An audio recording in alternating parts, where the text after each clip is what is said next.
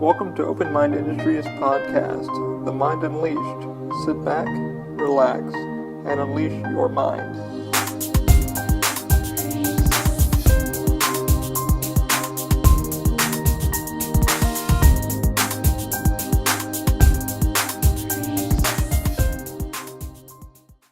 Hey guys, welcome to episode 53 of The Mind Unleashed. We do like a huge shout out to our supporters. The first one is Lyft, the ride-sharing app, for I believe $20 off when you book your next ride to Lyft. If you're not in the Orlando area, don't worry. Type that code in, it will give you a discount code where you may be at. Also, if you're looking to get some cinematic aerial services done with a drone or some professional drone shooting done, please check out Daniel Weiselberg. He is offering any real estate agent or anybody trying to get their home on the market $170 per property. Use our code OMI. Links will be down below in the description. Also, if you're trying to get married and you're looking for a good wedding photographer, honest to goodness, budget friendly, please check out Weeds Productions. Weeds Productions is offering you guys 20% off when you book your next project with him. Use our code OMI. It will be down below in the description. Also, if you're looking to get a trademark done or your business off the ground, please check out Strauman Law. Strauman hooked us up with our trademark in general. We just got our certificate from the USPTO. Yay! We did it. Finally. And we got our service mark. Yay, trademark. Service mark, trademark, it's all marked. Honest to goodness attorney, check out StraumanLaw.com. Amazing attorney. I can't recommend him enough. Also, if you're looking to get a home in the Orlando area or trying to find a good real estate agent that might know a good real estate agent, please check out Angie Connors at Walters Real Estate, a good friend and helped us out with our home and property. Check her out at waltersrealestate.com. Links will be down below in the description. Hey guys, welcome. It is episode 53. It has been a while. I have been wanting to do a new episode for theme parks. It is the holiday season, and boop-de-boo. How are you? Yeah, man, so I did 1, 2, 3 theme parks go, I believe. I don't remember what episode it was, but we can actually find out. Let's find out. Let's find out, because we're going to take on a journey. The journey! Let's check out the journey.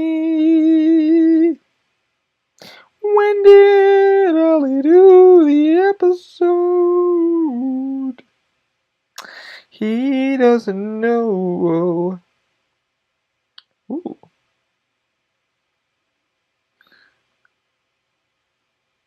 Well, available episodes. Let's scroll down, guys. Everybody's like, why are you making us wait? Old school PlayStation VR. We get one watch. Here we go. Keep going.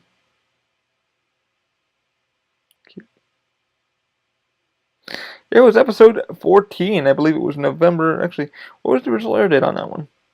Original air date was 8/21/17. That was my original air date. I actually had to move the air dates around because this was the actual. Once we moved to Libsyn, we had to move some stuff around. I moved it all around, and now we're on a good, better web server. So I'd recommend Libsyn if you're trying to get some podcasting off the ground. I love it. Love it, and it's a good price for your data. But episode 14 was 1, 2, 3 parks go, and I wanted to talk about the theme parks, how they run, give you guys some insider tips on how to vacation, how to get your tips off the ground, how to get your butt here and out now with life. Because, you know, man, going to these theme parks is nothing like you ever experienced. If you've never gone to Hershey Park, Cedar Point, up in New York, we have Six Flags. Good park, but when I came down here to work and, play and stuff like that, it was like, holy shit, what is this theme park that you speak of? Universal and Disney and SeaWorld and Busch Gardens and many other attractions here in Orlando. Because Universal's, fucking Florida is known for it. It's all it's known for is its theme parks and its vacation destination, which isn't a bad thing because it helps with our taxes, because yeah, it's great. And retirement community, also retirement community, but most people work for the theme park, they love it. I'm going to break down some tips, tricks, again, for the holiday season, because I doop-de-doo. Getting you guys through it as best I can, because it's going to be a long month for me, because I do work in the theme park. That's my day job. You already know what theme park it is, because I'm usually there a lot. Universal Orlando is where I work. I do not work in Disney. I have friends and family that do work in Disney. I will be getting some insider tips, nothing security risks, stuff like that, so don't ask. I will not go into any detail on what back doors we do where and how to get on the back doors of properties and see some stuff. I will not tell you how to do that, because no. But I will tell you how to get your vacation done correctly so you do not struggle, because I know how much it costs for you folks to get around. And I know it's going to be a long holiday season, because for some of you, it's been a long wait. You guys have been saving your money up and putting it together and wanting to see Harry Potter and wanting to see the castle shows and wanting to see all this shit. So I'm going to help you out the best way I can. The best thing I would do if I had family coming into the parks on how to get through it. So let's start off, man. It's welcome. You guys have saved up. You did it. Now, some people do go to AAA. I do recommend AAA sometimes. I do recommend finding maybe an agent or a travel agent that would know better. AAA can be a little bit cheaper. However, I do recommend sometimes, because I have friends that do work in the ticket area of both parks and companies, that have told me personally the best thing to do if you're doing a multi-day thing, if you're doing about 3 weeks, maybe 3-week vacation, if you're here for about a month, if you're from overseas, or you're like, hey man, we've really saved up, we want to see all of Florida because this is something we want to do. We want to do a Disney cruise, we want to do this. Recommendation is to do probably a park hopper, but the one thing I didn't really notice since the last time I've spoken about it was to get a Disney annual pass or a Universal annual pass. It's much cheaper than getting a multi-park hop-to-hopper. One thing I would recommend doing is making sure you're not signed up to renew the pass for every year. So if you're not coming every year to Universal or Disney, make sure you unclick if it's digital, or you make sure they tell you that, hey, it's not going to renew, it's only locked down for the year. You will not be getting recurring billing statements every year. Because once you lock it, it's hard to get rid of that fucking pass legally in finality, because you already agreed to the terms and conditions stating that, hey man, I don't go here enough to fucking use this pass. So make sure that's taken care of. Now that you've done that, let's go in deeper detail of Disney's Fast Pass and Universal's Express Pass. Disney's Fast Pass, Universal's Express Pass. Do you hear the difference in that? Express Pass, Fast Pass, Express Pass, Fast Pass. One you pay for, one you do not. Now Disney's used to go in with your ticket and you used to like slide it in the machine. You used to get out of time. You had to wait in a long ass line. Now Disney has changed that because of the digital system with their Disney app on the iPhone and Android services, depending on which one you use. You can book up to 30 days in advance. Here's the thing. Yes, it's free. Yes, you can book 30 days in advance. You may not get the rides you want. Just a heads up. It's three fast passes per park. So you can go 1, 2, 3, 1, 2, 3, 1, 2, 3. Not all at once now, though. It's going to stop you. It's going to be like, hey, you are going here, but you're going here, but you're going here, but you're going here. So be careful when you book. Once you get in the park and you're sitting on the monorail or the bus where it's taking you, Animal Kingdom, as my mom would call it, the animal condom. She used to work there too. Don't ask me why. She didn't come up with it. People that work there have come up with it. Or it's called animal condom. The magic condom is what I'm used to hearing a lot because people screw around a lot at Magic Kingdom. Wink, wink. Insider tip there. College program, please. Anyway. So once you guys have booked your 30 days in advance, make sure you're picking the rides you want to do. When you do get in the park, make sure you're checking time, date, etc. Because you can keep booking. The problem is, it's like one has to go if the other one doesn't go. Make sure you're booking your key cards, stuff like that, all to the account. One person or two people can actually go in there and go mess around with it and play around with it. And make sure it's all together. Universal. Okay. So, when you get to Universal and you finally pick out the pass you might want to get, like I said, I would probably recommend getting, now that I've been told by friends who work in the ticket department, I've said, hey, yeah, man, I said, what the hell do you guys sell the fucking, the annual passes as? They're only here for a couple days. They go, dude, it's so much cheaper than them buying a fucking multi-day pass. They're saving so much more cash. They're saving about $300 more. I said, oh, I didn't know that. They go, yeah, it's probably one of the best things to do. I tell them all about it, and once we do the numbers and math for them, it's all about $500 to $600 cheaper to do it that way. And they can come in whenever they want. And they get Express Pass after 4. So, let me break that down. So, Universal's Express Pass is not Disney's Fast Pass. Yes, you can get a digital version of it. Yes, you do need to pay for it per day or per week. So, depending on what day you're going to Universal, is it worth it? I would usually ask somebody in the beginning of the park on how much it would be for the day. Now, if you're just doing one park and you're there all night, I probably would recommend doing single rider. If you're doing a multi-day day, I would probably recommend doing the Universal Express Pass because sometimes that park can get fucking bumping. We are expecting this year and this week, a few weeks from now, 2 weeks from now, we are expecting about pretty. My girlfriend just sent me a photo. We are expecting about 40,000 per park at Universal. That's a lot of fucking people to load, and that's just a day. That's in the day. So for the week, we have no idea. So we're looking at probably a million plus. What I would do, I would pretty much go up to the person and be like, "Hey, man, how much is Express for the day?" They'll usually tell you it's about 40 to 60 to 70 to 80 to $90 per person. Is it worth it? Yeah, because you're not having to wait to find something on your phone. You're not waiting to have something. I would recommend doing it for a multi-day. Now, if you're doing a multi-day thing, yeah, I would probably recommend if you're doing Disney for 2 days, Universal for 2 days, Disney.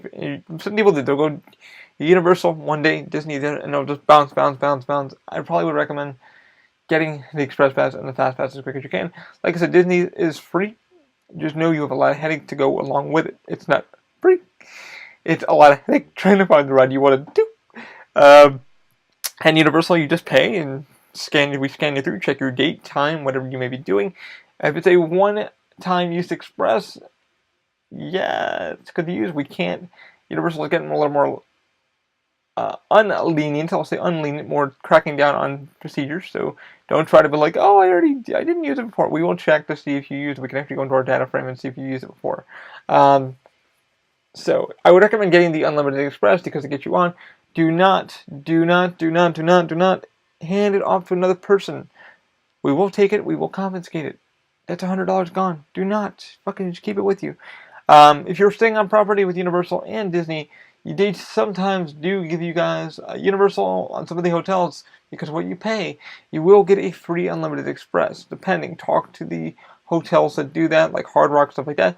They will fill you in. Cabana Bay does not do that. If for those sitting at Cabana Bay, you have to buy the Express Pass there. You can pick your tickets up right there for the day. So it's a cool thing. You can pick your tickets up and head out on and take the bus over to Universal. It's only a little bit of a drive. Not even that big. It's like 15 minutes or less. They take you over to City Walk. You get up. You do your thing with security, and I'll talk about that in just a moment. So now that you've figured out what parks you're going to be doing and your Disney and Express Pass, make sure, like I said with Universal, make sure to check ahead of time to make sure you guys have an idea of spending maybe an extra 100, an extra 1,000, not being funny, an extra grand, just in case, on your getting to the fucking lines. Is it worth it? Like I said, yes and no. Talk to the family, talk between amongst yourselves. Would I do it? Yes and no. I would probably go single rider. I've done single rider many times with my family. I'm like, hey, the late time is about an hour. Single rider is about 20 minutes to 40 minutes. Let's just do fucking single rider and get on and get in and out. So I'll pick the rides I really want to do at Universal, and I'll do it. Same thing with Disney. I'll do the same thing. I'll do single rider. Meet my friend later on. We'll hop off, high five each other. Do that kind of shit. Okay, now that that's all said and done, you pretty much talked amongst yourselves. You guys know that, hey, we're going to spend a little money at Universal for Express because we want to. We want to do the Harry Potter experience and not be rushed around and enjoy the butter beers and all that kind of shit. Enjoy our food, stuff like that. Same thing with Disney. You pick your days you want to do, and you pick the rides that, hey, we can't get passports, but let's make sure we could do single rider. So you've already done that. Now, you've arrived to Florida. Congratulations. You've taken the monorail. What's the monorail, you might ask? Well, there's a monorail inside Universal, or inside of Orlando International Airport. You made it. Congratulations. You made it to the hotel. It's time. You've already got your Harry Potter shirts. You've already got your Disney shirts. You've already got all your other shit. What I would do before you come to the parks, I would make sure you pack for your day. Don't pack overly. Don't pack light. Pack a little light, pack a little less. You can bring backpacks and like rolling suitcases, like rolly bags. Don't fucking bring like 90 bags with you. It's just the stupidest fucking thing I can recommend for my friends. If you come to the park, my friends have literally said, hey man, what do I need to bring? What I recommend to them is bringing their cameras, their batteries, their chargers, anything like that. Put that all in a backpack. Bring Ziploc bags with you for wet time. If you really want to be cheap about it, go to a dollar store or somewhere like good, or go to Amazon. Get some decent ponchos. Nothing too major. If it's, just have them ready. Like fucking Florida is so bipolar right now. It's raining today. Tomorrow it's supposed to rain. 2 days early from this, it was fucking 30 degrees. It was weird. Yeah, weird. and then it got hot again, about 70 degrees. So plan accordingly. Have a bag ready, like a backpack or a little suitcase, nothing too major, that's going to hold anything from your medications to your cell phones to your, maybe if somebody wants to bring lunch, you're allowed to do that. You can bring a little cooler with you.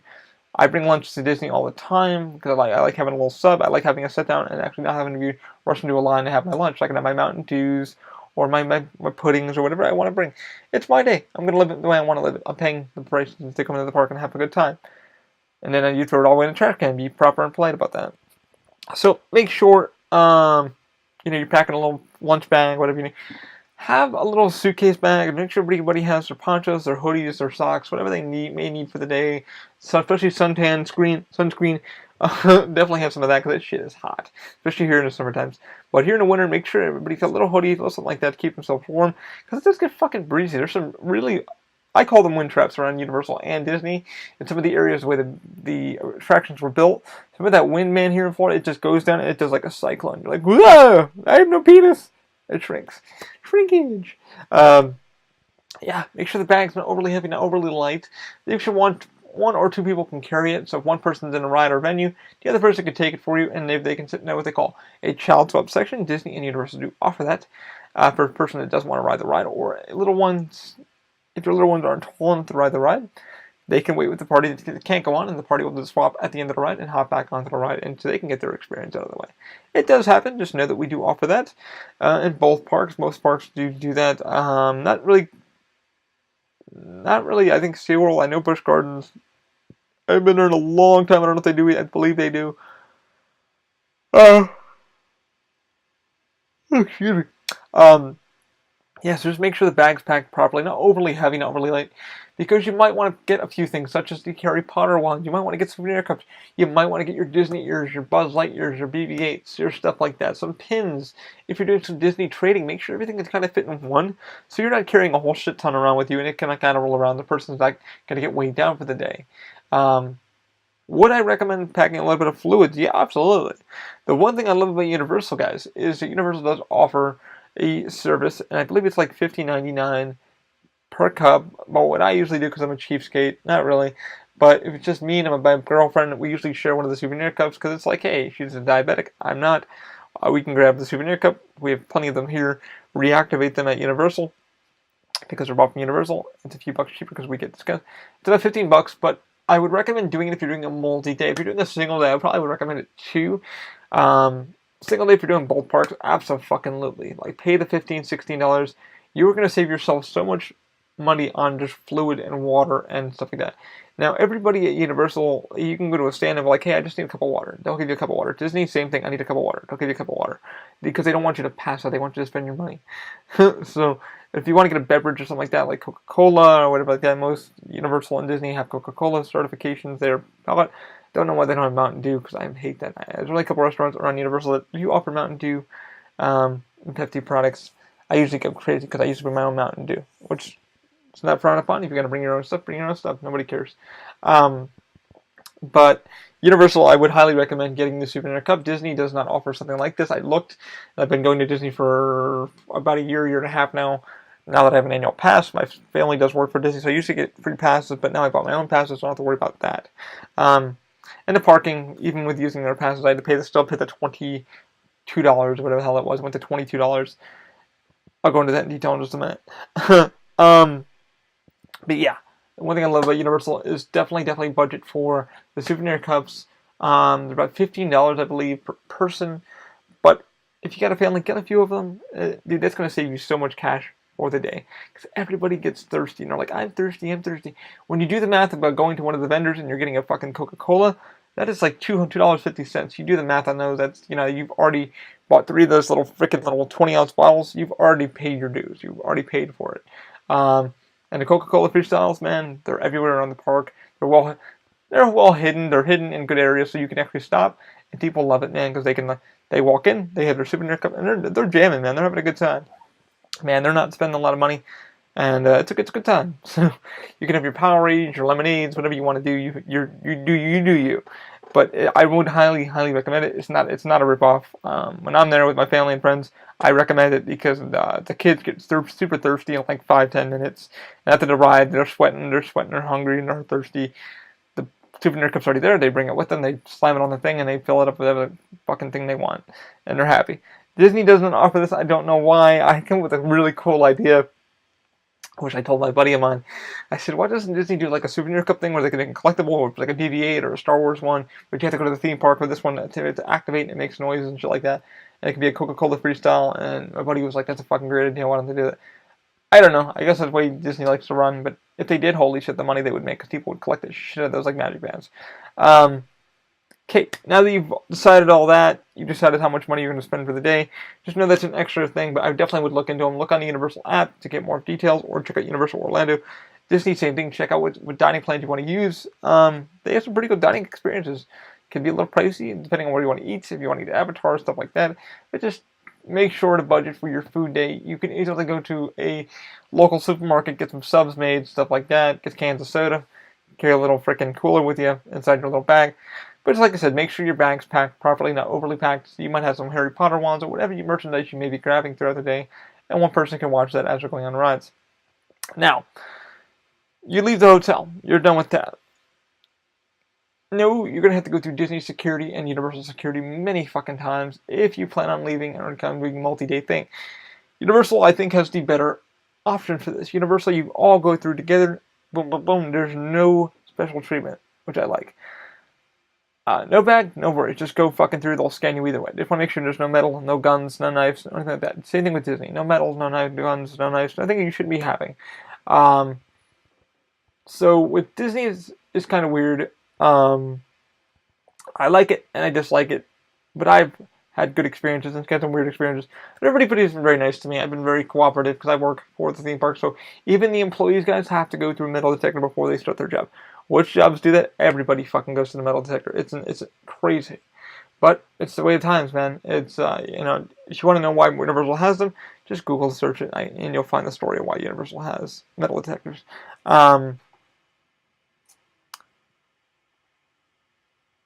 Sorry, my computer just locked up, but I'm gonna make sure it's taping me.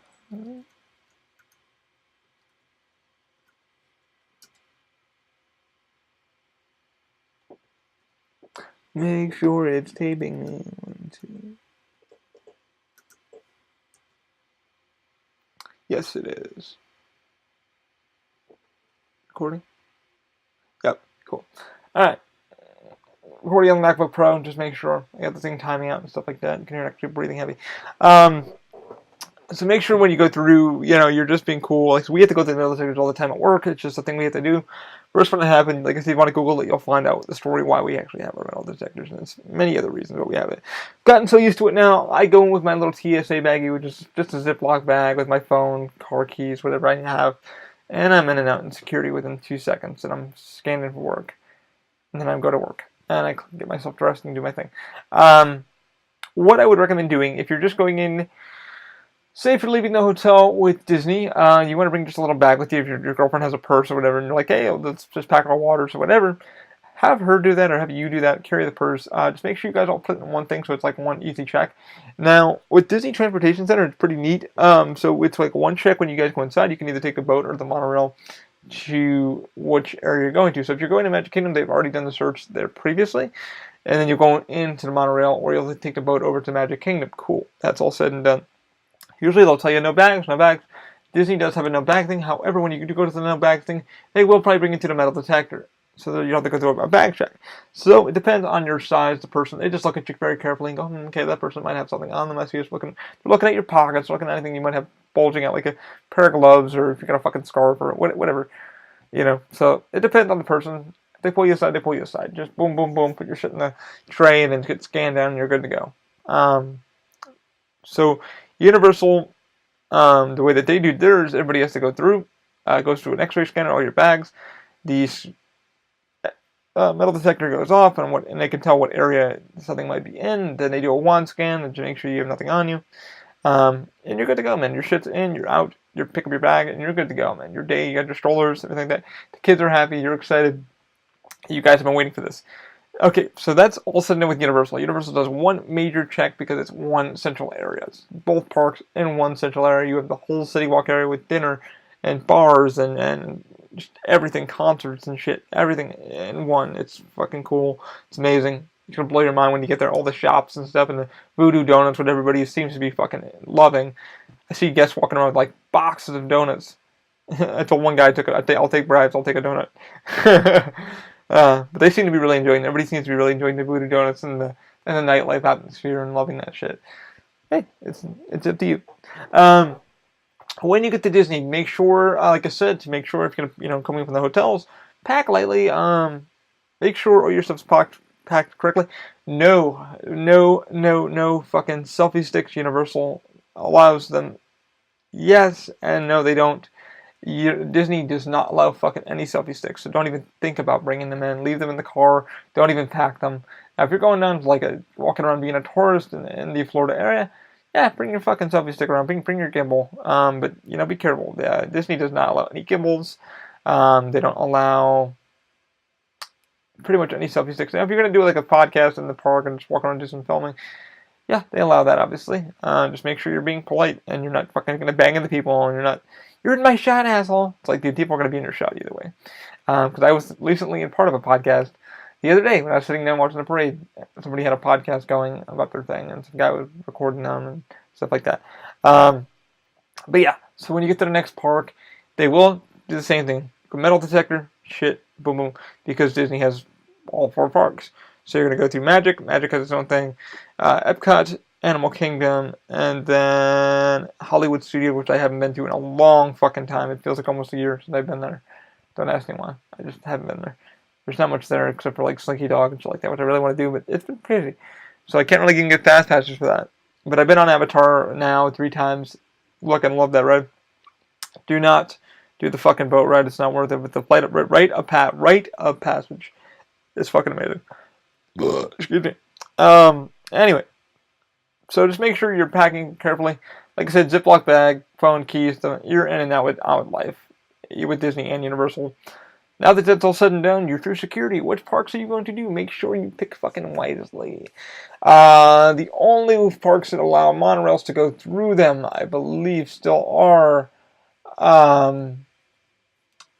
Epcot and I believe Magic Kingdom are the only 2. Yeah, Epcot and Magic Kingdom are the only 2. To get to the other 2 parks, you will need to take a bus. So, again, if you're trying to use the monorail, you can. However, note that the only park that's going to do that is Magic Kingdom and Epcot.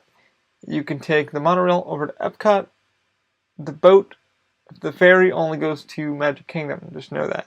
What's faster? Well, sometimes I just take the ferry because it's so much faster than taking the monorail. Trust me, we've done it more times than I can count. And sometimes we're like running out of the park, like, what do we do? What do we do? It's like, no, boat. So we just take the boat. And it's so much faster to get the transportation and get back to your car. And then take the little thing that takes you, the little jet engine thing that takes you back to your damn parking spot. Also, remember where the fuck you parked? That's the only thing at Universal and Disney. Take a photo. Just take a photo of the pillar you might be at. Universal will be in a parking garage. Disney, you'll be in a big fucking open area.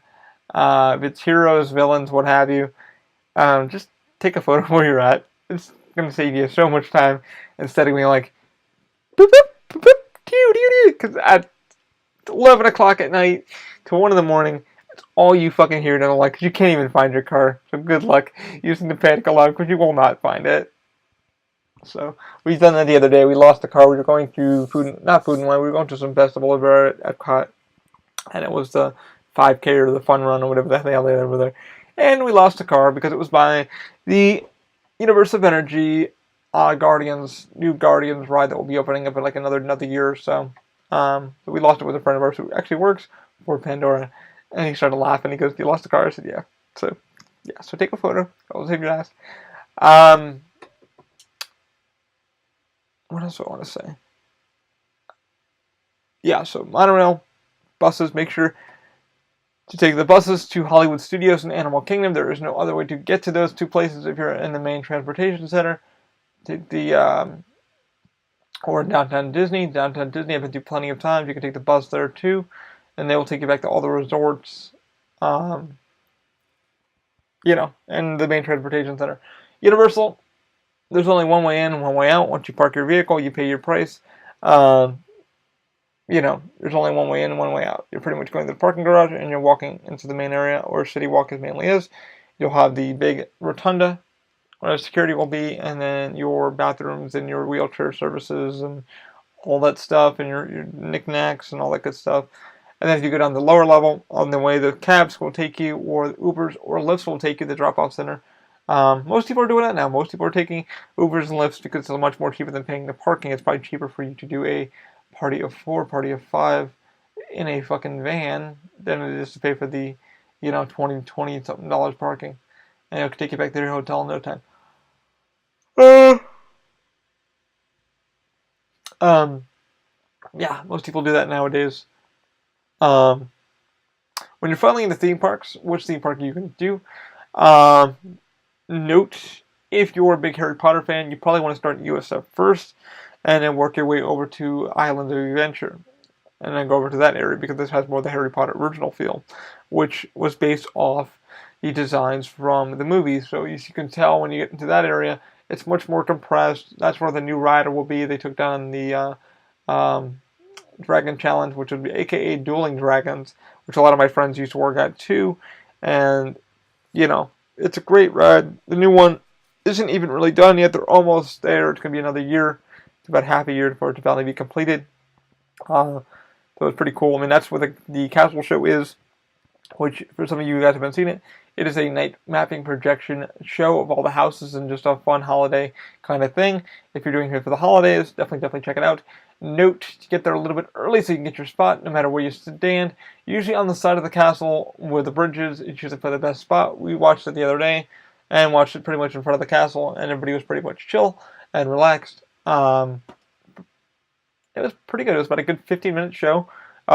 Laser mapping projection that shoots projectors all over the castle, and then lights it up and lights it down, and then it lights up and it gets map projected in Christmas decorations, which is pretty fucking badass. And that usually is towards the end of the night with a little bit of firework and nothing major. Universal now has, instead of the Universal Cinematic thing, they now have the Universal Celebration thing, which is like a night projection, water projection show of all the things you've ever done throughout the day, Transformers, Harry Potter, etc., with fireworks and just fun stuff, and it's pretty good. I've seen it twice now. I've seen it in its entirety. Is it fun? Is it fun to wait for? Yeah, it's cool. Most people, when it comes to theme parks, all they want is fireworks. It's fucking shocking. They don't care how shitty they are. I've come for fireworks. Okay. Disney, same thing. I come for fireworks. Okay. So, just note, if you're in the new Universal section, you want to go down Hollywood Boulevard, keep going. You're going to pass Mel's, and then you'll see the new pathway to get inside there. There's only one good way to watch the show, and it's really from the other side. So it's not going to be on the Starbucks side, on the other side of the lake. On the lake, it will be on the other side of the lagoon, near Hollywood. So definitely check that out if you want to see that. When you leave the Harry Potter section in Universal, don't go back to where you entered. If you're entering Hogsmeade to go to the train, leave through the Jurassic Park area. You'll get out much faster, and there's another bridge they open up so you can get the fuck out. They will get you out of there and not with life much faster. It's going to be compressed this 2 weeks, so just good luck, guys. I believe in you. Just plan your timing, plan your day, plan your stuff. Excuse me. Disney, if you're doing the holiday stuff there, just note sometimes they close a little bit earlier. Cancel. My computer was acting weird. Cancel. Sorry, I can't set preferences for music playing from your Bluetooth device. Weird. Weird, Amazon, you're weird. Anyway, so note, please check the times and dates the parks are closing so you guys know time to get out. I usually do that before I get to any of the parks. I'll check the app and I'll see what days they're closing. People bitch and moan and complain that Universal closed a little bit early because what Universal does, guys, and what most theme parks do, is that they can get bought out. That's how they make their money too when the seasons are kind of slow. So the companies around the world will buy them out. Companies like corporate companies, like for their parties, they'll buy the park for a little bit for their employees to play in, so their employees can play in the park only. Universal does it all the time. They'll close around 5 o'clock, sometimes they'll close around 6 o'clock. during the event. Um, Universal's holiday parade does begin usually around 5:30, guys, until I believe January 3rd. Sometimes we'll begin at 6:30. You definitely, if you want a good spot in Harry Potter, or a good spot for the holiday parade, if you want to get like the Macy's side of it and the tree lighting, it's going to be in front of Jimmy Fallon, my venue. Um, that's where they actually have snow machines, these bubble machines that actually snow on you as the parade's going by. It's pretty neat. Just be warned, do not stand on the sidewalks. They have special areas. They do not parade you. Clear the stairs because we will be yelling at you for standing there. And just note that. Um, what else should I be telling you guys? Drugs and brain farts, people. So yeah, we told you about that. 5:30 holiday parade. What else is going on at Disney? I should be telling you guys. Man, there's so much shit that I'm just like, wow. Yeah, so just make sure you're planning your hours. Always, guys, check. Like I said, check your days, check your hours. Because people can be bitching and moaning. Disney's closing early. Universal closes early. It's because they're buying out. They're selling out to get the park filled for the event shifts that they want to do. It makes the company money and it keeps them in business. And you folks around here. Know that when you get to the park, it's going to be long hours, long sleep, long everything. Plan your days accordingly because, man, it's a lot of work, and each day will be different. Some days, it's going to be slow. Some days will be fast. What do I recommend getting into the morning? Well, don't rush too much. If you're getting in and you're wanting to get on some rides, I would recommend doing all the rides you want to do first, and get those out of the way. Definitely do Diagon first, check it out, and stuff like that, because the later it gets, the crazier it gets. Rides like Mummy, Transformers, stuff like that will go up in wait time throughout the day.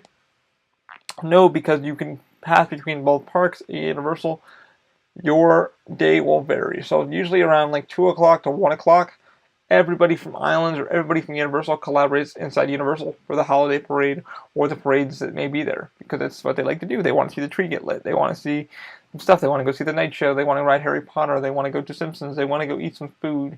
They want to go to Duck Beer. They want to go see Doc. They want just everything there. So just get ready. Around 1 to 2 o'clock, it gets really hectic. It's going to be crazy, crazy holiday for all of y'all.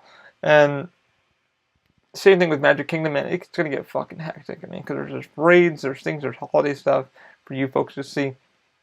So just know the times the parades and stuff are happening, so you guys can plan your day, so you can get in and out with life. The one venue I really want to talk about that people keep asking me, well, how the hell does it work? Is Jimmy Fallon. So Jimmy Fallon is one of the newer venues. It was open about a year ago. I started working over there after Terminator 2 3D closed. As y'all know, I used to work at Terminator. Loved it. It was my home venue. The people were there. I still work with a lot of my mates, my friends. We all went to different areas around the park. And a lot of people actually, the funny thing was I got noticed a while back. I was actually at Jimmy Fallon for a little bit, and somebody goes, "Oh my God, you were at Terminator about a year ago." So we come to see you, and every year you're here. So they were from England. It was pretty cool talking with them and having to sit down a little bit with her and her husband. Her husband was in a wheelchair and stuff like that. We talked, and they were cool cats, man. We had a great chat, and they said, "Oh my God, it's our, we don't come every year, but it's cool to see that you're still here at Universal. We're still working. You must like enjoy it." I said, "Yeah, I do enjoy it. I enjoy it. Seeing new people and faces and friends and learning different cultures and stuff like that. It's probably one of the coolest things about my job." The way Jimmy Fallon works, guys, and this is going to be how Jimmy Fallon works, a kind of how-to guide. Now, Jimmy Fallon, the way it's set up is quite weird. It's based off 30 Rock in New York. Being from New York, I've been to 30 Rock maybe twice in my life. Didn't really go into it a lot. Went into a couple of buildings. So this is when they weren't really filling to the Tonight Show. There, 30 Rock had a lot of office buildings, and when NBC and stuff like that was owned by GE and stuff like that. And then Comcast bought the rest of the remaining stock years ago, and then Disney bought Marvel, and we still have Marvel, and Disney and Universal work together. I'm not going to go into all the fucking details there, but they're still working together because Disney and Universal weren't together. Florida is fucked, and Disney and Universal need each other badly, so they're friends. Why not? my enemy and the enemy and my enemy is my friend. So they both work together and they both create the best fucking theme parks in the world for you guys to visit and enjoy. Anyway, so for those wondering, yes, Twister Twister the show, the Ride Out, as it was called, the walkthrough tour of an F5 tornado, is Jimmy Fallon. It was gutted, completely gutted. Did I think I was going to be working there? No, I didn't think that. But I ended up working there on October 14th of last year. I've been in Jimmy Fallon for about a year now. About a year and 2 months. How the venue runs. Okay, so when you come in to Universal, and I'm going to pull my phone up so you folks can see this. We have a new thing called Virtual Line. Virtual Line is kind of like a Disney Fast Pass kind of deal. Pretty much you reserve the time that works best for you. So this can only be activated. Here's the Universal app. My phone was there. Hey, the Castle Celebration. The Castle Celebration is the holiday Castle Celebration. So what I'm going to do is I'm going to go to the top of my screen here. Poop. Cool, because I can access this. And I'll go to the home page. I'm not even signed in. I know you guys can't see that. But what you'll do is go scroll down to Virtual Line. Now, what Virtual Line is the free pass to get you guys on rides. So pretty much what Virtual Line does, it stops you guys from waiting in a longer line. So say if, the building was haywire, and like the fucking queue was like out the road, and the wait time said 3 hours. Would you wait in that? The fuck you would. I wouldn't wait in it. What Virtual Line does is pretty much allows you to go on your phone if you're inside the park. It only works inside the park, or it works in the park area. So when you walk in, people always go, oh, it's not working, it's not working. We activate, depending on what venue it is, it's us, Fast and the Furious, and P Flyers over at the Jurassic Park area. They offer it. Now, P Flyers, you need to be an adult. You need to be a child to ride the ride. You cannot ride the ride if you're like a fucking grown man like myself. Unless you work there, then you can sneak on the ride and ride it. So how Virtual Line works is pretty much you'll go up onto your phone, or there is a kiosk at Jimmy Fallon. So what you'll see here is you'll walk up to Jimmy Fallon, main road down, you'll pass Rocket, you'll pass the music stage, you'll see NBC Comcast, which is 30 Rock. You'll go up there, you'll see a main entrance that has Jimmy Fallon sitting there. Like, just doing this thing, chilling. This is NBC, Jimmy Fallon, Tonight Show. Jimmy Fallon is not a show, it is a ride with motion simulation. It is kind of like Despicable Me or like The Simpsons ride with high definition 3D. I'm going to repeat that again. It is not a show, it is a ride. So, the ride takes about 4 minutes. The duration, usually when you hop into the building, is about 20 to 25 minutes. What do you mean by that, Ali? Well, when you finally get into the venue, there is no queue. You'll have a downstairs section, which we call our lobby area.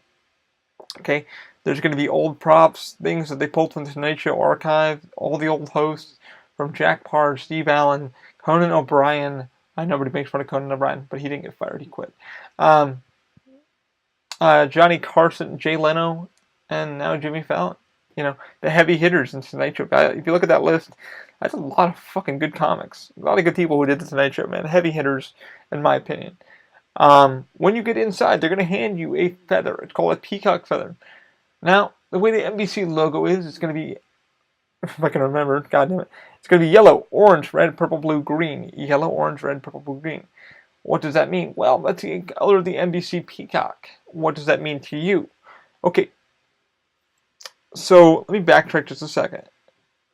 So when you head inside, you're not going to go, unless you have Express, you're going to head to the main entrance that says has Jimmy Fallon's thing. If you do not have Express, fucking just disregard that entrance for the minute. What you're going to do, because it's morning time usually, we open what we call our standby queue, which people don't know what the hell that is. So you're going to follow farther down. It's going to be on your left-hand side. Now, the building, I call it green and blue. It's like a teal blue. It's going to say the Tribune. Okay? You're going to notice it because there's going to be a rocket coming, the roller coaster rocket coming through the building, the firehouse building. Rocket does not belong to us. It just goes to that building because it was Twister way back in the day, and Twister, blah, blah, blah. You all know the damn thing. We just have an extended queue out there. So you'll head down to that entrance if you do not have Express. Okay, if you don't have an Express or you don't have a virtual time set up yet, you won't. Most people, when they walk up to the first entrance, they go, "What the hell is this?" And we go, "Oh, do you have Express?" No. Okay, so you're going to head down to the blue building with the gold trim. That will be your entrance. Okay, how do I reserve the reserve time? We haven't turned it on yet, which is true. We're the ones that turn it on. If the building gets haywire, and I'll speak about that in just a second. So you'll head up to there. Wait time usually says 5 minutes on the board. What the 5 minutes means is 5 minutes inside the queue, the exterior queue. The minute you're inside the building, note, the minute you're inside the building is about 20 to 25 minutes, give or take, on a crazy time. Now, I will explain this in just a second. So when you head inside, when it says 5 minutes, it is not a 5-minute wait for the whole thing. It is not a 5-minute wait for the whole thing. It's just for the exterior queue. Now, sometimes you'll walk right in. Depending on how many colors we're at, which it tells us of these feathers we're going to hand you, there's lights above your head inside the ceiling that change color, and beneath the floor or at our podium that change color. Now, the cards have not been updated. We know this. We've been telling them. They don't want to update them because it's money, it's time. We can just tell you it ourselves. So we hand you the color yellow because that's the first color of the sequence. Now, the color above you is purple. The color upstairs is yellow because upstairs we are 2 colors ahead of what they have downstairs. We are 2 colors ahead upstairs than we are downstairs. So what you usually hear, "Hi, welcome to 30 Rock. Your color is yellow." You may head right upstairs, which means you can head on forward. You can check out the display cases. You can head on upstairs at your leisure. There's an elevator and there are stairs you may walk up. When you go upstairs to the second section, you'll see, Tonight Show, you'll see a skyline of New York, and then what you'll see is the Ragtime Girl stage where they do the show. Some kiosks where you can play some games, charge your phones. They have Wi-Fi up there so you can watch watch Netflix or Hulu, whatever you want to do. Now, if you look at your color and the lights match that, it's your turn to go on to the ride. We've already told you that. So what people don't understand is it's like, hey, your color's been called already, so you get to go upstairs. We'll consistently tell you to head upstairs. It's up to you. Don't read the stupid card because it's just going to confuse the shit out of you. When we do get backed up because we're 2 colors ahead, it gives us a leeway and we can put more colored people in the building. What the cards do is they verify how many people are in the building. So it keeps track of, if you look at our hands, we have about 72 cards in our hand with 72 people per stack. It's 240? 240, so we usually one theater. One theater can hold about 72 people every 4 minutes. So you're like, what the hell is this for? We hand it to you, hey, head upstairs. What the fuck is this? That is to verify how many people are in the building. So you're one person, that's another person, there's 4 people. You're going upstairs. We know we have 4 people coming up. We know that we need to activate what we call a virtual line. Virtual line, pretty much, like I said, once we know we call it 4 colors, the building is at full capacity, and we're at closer to 4 or 5 colors, even, we can't keep holding more people in there. The building cannot handle a lot of people. It can only handle so many because it makes it worse for you guys if you're waiting too long. There's some times where the building is just like, whoa, we call it on fire because it's just really busy. It's a figment of speech, we call it on fire, but it's not really on fire. You'll know if the building's on fire. The building has so many cameras and so many detectors, and you'll know. We can check all the cameras. The special headset you see us wearing are us talking to the building, let the building know what the flow is. So we know when to turn on virtual line. So now that the building has gotten chaotic and crazy, and we have enough people, we've got about 3 colors upstairs, if we call 3 colors, we've got about 200, almost about 500 fucking people upstairs right now. It's a very compressed space upstairs. So we're trying to call this, we're going to get everybody loaded, so you can get your glasses, stuff like that. People walk up and they look at the color and they go, oh man, the color's red, but I had the color purple. What's the next color, guys? The next color is purple, which means you're with the next color to go inside. You're probably going to go another about 4 to 6 minutes. So you can just sit down, have a seat, play some games, do what you do. You can sit against the wall, check your phone, schedule something what you need to do. Cool, now you know. There's a secret. The color in your hand needs to match the color of the lights. How do I know what color it should be next? Always think about the NBC logo. It is everywhere inside that venue. It's everywhere downstairs, everywhere upstairs.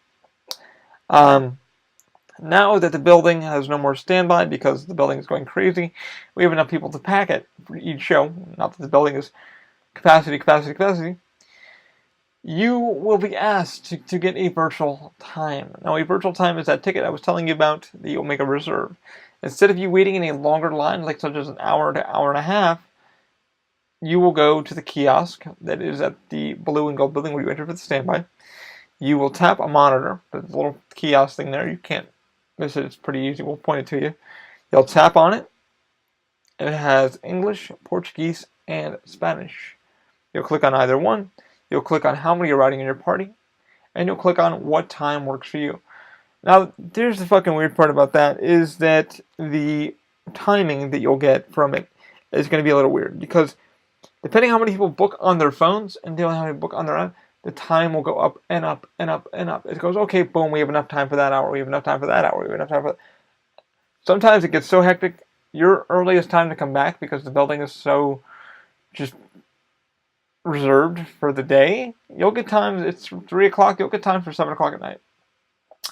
Now note, the time the park closes, so the park closes at 9 o'clock, our standby queue will open up automatically. So you won't need to get a reserve time at 8 o'clock. It will open up automatically and 1 hour before park closed. So just know that. The minute you have your reserve time, you got it on your phone, you'll go to the app, you'll pop it up on your app. You'll go to the virtual line, tap the other side, go to Jimmy Fallon, and click. It will punch up your QR code and how many you picked in your party and what time you've reserved for. You need to be pretty much exact, closer to exact, what time you're going to make it to the show. So you can go hit another ride, another venue, something like that. So if I went up and I said, oh shit, I can't ride Jimmy Fallon right now, but right now their standby queue's not open, I'm going to get a reserve time. Now I can actually go have lunch. It gives you about an hour leeway to make it back. So you'll get a time from 1:30 to 2:30. It gives you about an hour. So you can go hop on another ride. You can go single ride for another ride, Mummy, Transformers, whatever. Like, fuck it, man, I can wait, cool. So I'm already waiting for this ride, cool, awesome. I can go to Fast and Furious, well, I call it Fast and the Flop. You'll understand why if you ever ride it sometime this week. You can go ahead and ride that ride. They have a virtual time also, so you can do the same thing. You can go in the morning, reserved. Again, sometimes we will not have it activated early in the morning. It depends. Just check with us. Sometimes don't even ask the attendant because you'll already know. Because I'm teaching you the ways of this. Instead of going to the main entrances, already check. If they're already waving you forward to come on through, if they're already pointing, boing, to go down to the standby queue, you know to go to the standby queue. If you do not have Express, just go down to the standby queue. You know, usually, if the kiosks are open or running, they'll let you know, hey guys, get a reserve time. If not, head on into standby. If somebody's pointing you to the line, you know where to go. So that's the new way of not getting stuck at Jimmy Fallon. Also, if you lose an item on Jimmy Fallon, note, head back up the stairs, the exit. Do not pass collect the glasses. Let them know what theater you dropped it in and what row you dropped it in. It's going to be about 4 minutes for them to check because another show comes in automatically after you. And once you're leaving, the people are already coming in after you to hop onto the ride. So don't get angry with them. Don't get angry. Don't get steamy. It's just the way life works. We can't stop everything just for you. It's just the way things happen. Trust me, we found everything from keys to rings to phones to backpacks to hats to you name it. We found it. And to be honest, if somebody let their dog on there one time, somebody literally let their dog, because they had to go do something, left their service dog on the vehicle. We're like, wait, what the hell? We're going to close the door and the dog's still laying on the floor. We go, oh my God, we picked it up, unlocked the doors, brought the dog out. We're like, Jesus Christ. Lady was like, oh yeah, I forgot my dog. We're like, how can you forget your dog? But yeah, it happened. It fucking really happened. But that's how you get to Jimmy Fallon. That's how you do the Jimmy Fallon experience. Of course, you'll probably see me there. Ali, I'll be there. But that's how you do the virtual line. So the virtual line doesn't activate until we need it to turn it on. So if you're going to the park, I can't get the virtual line. Well, chances are we don't have it turned on yet. Virtual line barely never breaks. It really never breaks. It's been rare. A couple times the system would not activate, so we just extended our queue. We had a really long queue, which people did not mind. I wouldn't want to wait an hour long line, though. I swear to God, I would not. I would freak out. I'd be freaking out and screaming. Um, I think that's about it for my holiday stuff. It's gonna be a real busy one, guys. Like I said, make sure you're just planning to hydrate. Everybody's got their bags ready. It's gonna be a wild one now that you know how to get into Jimmy Fallon. Now that you know how to use the Express Pass, stuff like that. At Disney and Universal, and choose your parks wisely. Just choose and get ready for the wildness because it's about to be fucking wild. What else should I be telling you? I feel like I'm missing something that I want to say, but I can't remember what it is. Good question. Oh yeah, I know here I'm dying of sleep. I don't know why I'm tired. I slept good. So we did Jimmy Fallon, Fast and the Furious. So Fast and the Furious, it's Fast and the Furious. I can't say much good about it. I don't like it. Yeah, I'm hoping Universal fixes that ride. Really, guys, fix that ride. It sucks really bad. Guests who have already ridden it and understand what I'm saying, you'll know what I mean. Hmm. Okay, so Jimmy Fallon's done. Souvenir cups are done. Merchandise. Oh shit. So okay. If you guys are going around the parks this season and you're like, holy shit, can't carry on to this fucking huge Minion doll or whatever you're doing at Universal, ask a store to bring it to the front of the park for you. They can put it in the bag for you. As long as you have like a receipt or something, they can actually put it in front of the park for you.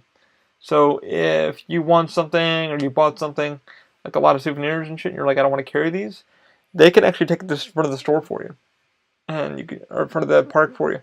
So when you leave for the end of the day, you bring your receipt and you say, hey man, I bought this.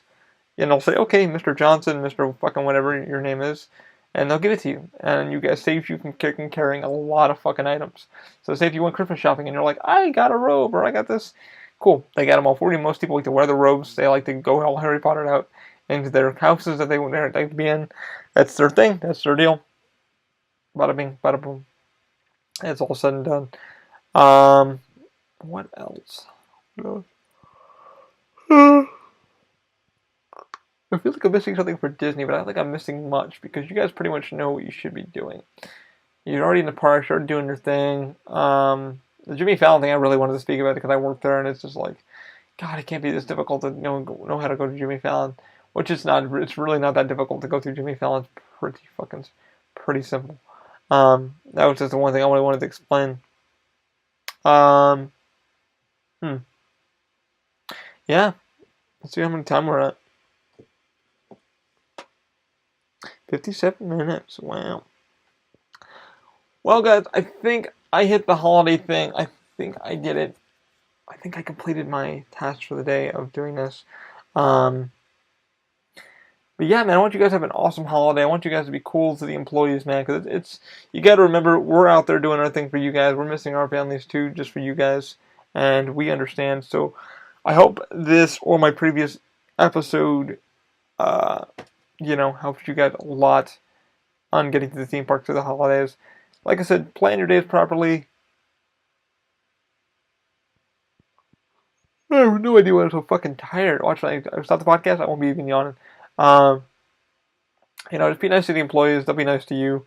Just know that we're taking a lot of time out of our days. We're working long hours ourselves to be with you. Make sure your days are awesome. Please, for the love of God, smoke in the proper areas too, man, because it's really becoming a hindrance. Even with your e-cigarettes, it's vapor. It's not fucking vapor. It's fucking gross. It's just my parents do it. My brother does it. It's not vapor. It's fucking sodium glycol mixed with nicotine. I can just fucking name this shit. My friend makes it. A friend of ours makes this shit.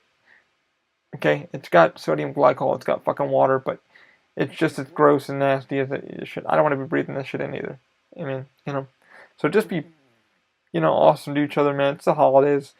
It's going to be a rough one. It's going to be a wild one. But I want to wish everybody a great holiday, man. Hopefully everything works out for all of you guys. Hope you guys have a great, great, great vacation. If you do come down here to Orlando to do your thing and write a passage and do the Harry Potter thing and, just be considerate of each other. Love one another, man, because it's going to be a long vacation for all of you. And, yeah, man, we'll see what happens, man. But definitely, you plan your day at Disney carefully. Pick the parks you want to do. Um, get your fast passes kind of early, and keep, if you can't get them, just keep going on the app and playing around with it. And you might be able to get something for earlier time because people like to drop their passes and say, hey, we can't make this time. Let's do the next time or whatever. But yeah. Oh man, I'm yawny. Um, oh shit, my favorite place to eat at Universal, because everybody keeps asking me. My favorite place to eat at Disney, Pinocchio's is pretty good, not too bad, not too shabby. We ate at the Polynesian recently for my girlfriend's her upcoming birthday. Her parents took me over to the Polynesian. It was beautiful. It was awesome. Pretty pricey though. It's about $70 per person. Yeah, not cheap. It's all you can eat. It's phenomenal. Yeah, it's great. It was great at the Polynesian. Um, where else? Where else? Eat the Pandora place, not bad. Pinocchio's like I said, one of my favorites. Haven't eaten it at the castle because it's super fucking expensive to eat there. It's just hard to get a reservation to eat in there. But it is what it is. What else? What else? What else? I don't eat much of Disney. I usually, guys, when I get out from Disney, I usually go to Chick-fil-A. Not Chick-fil-A, I usually go to Arby's because it's right next door to Disney, outside of Disney's area. And I use coupons, and I save a lot of money. And I usually get a buffalo chicken slider, a couple buffalo chicken sliders with a French dip, and I am good to go. I'm a happy camper. But that's how Ali saves money. If you're at Universal, my favorite restaurants to eat at, if I'm there, definitely my fucking go-to, which is Moe's. It's going to be above, it's going to be in the upper level. And you see the Cinemark Theater, go up the elevator or the escalator to clubs, food, and etc. You'll see it right next to the Waffle Bar from Burger King. So you'll head up there. I usually go to Moe's or Panda's, or I usually go to Burger King. Those are the cheapest ones on property. Red Oven's pretty good. Their margarita pizza is pretty good. Kind of expensive, but pretty good. I usually I don't usually go to Starbucks a lot in City Walk. Everybody does. I don't. What else? Wait, Bubba Gump's is pretty good. Love it. I do the Shrimp for Heaven. That's about $14, but it's usually good if you get a burger in that, and you're pretty good for the $20, $26. I think even with tip. What else? Trying to think what else is good. Margaritaville is good. Fucking every restaurant at Universal is really good. But if you're on a budget, if you're really on a budget, eat at fucking Moe's or eat at Panda or eat at Burger King. You'll save a lot of money. Or the bread box. The bread box, it's one of the hidden gems. It's really good too, man. It's right next to Voodoo up the stairs there. The bread box is really good, man. It makes some pretty good pastrami. Makes some pretty good sandwiches, and they make pretty good milkshakes. But that's just my opinion. Anyway, guys, if you want to know more about this, leave me a link down below. I'm getting a little tired talking. Previously. If you want to combine this episode, please, if you want to learn more, please check out our previous episode. It's going to be episode 14, 1, 2, 3 parts go. Just go into our previous episode and you'll find it. This will be the newer version for that for the holidays. But I want to wish you guys all the best. I won't wish you Happy New Year's yet, but wish you a good holiday week. What's coming up because some of you guys are going on holiday. But all the best. Remember to be polite to the employees, man, because they're doing a lot for you guys to make sure you guys have an awesome experience. And all the best, man. I'll talk to you guys later. Keep an open mind. Have a great week, guys. I'll see you later.